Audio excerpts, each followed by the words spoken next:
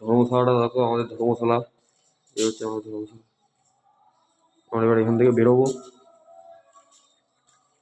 বেরিয়ে আমরা মায়ের মন্দিরের উদ্দেশ্যে যাবো। মাকে মালা পরাবো, বাবাকে মালা পরাবো, চা খাবো, আমি এসে পায়খানা বাথরুম সারবো।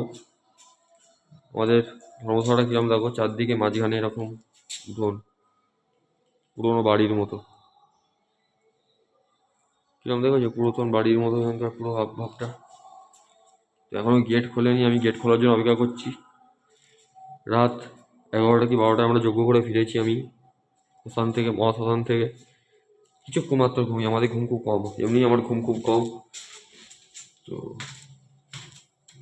এইবার আমাদের গন্তব্য হচ্ছে মহাশ্মশান, মায়ের মন্দির।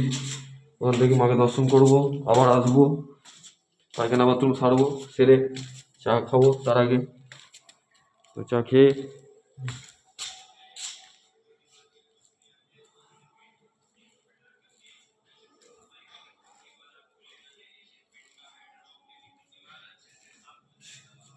আমরা চলে যাব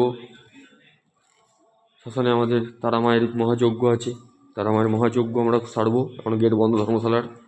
যজ্ঞ সেরে আমাদের 8টায় আমরা ধর্মশালা থেকে বেরিয়ে যাবো, তোমাদেরকে দেখিয়েছি। তো তারপর আমাদের গন্তব্য হবে হাওড়া স্টেশন, রামপুরহাট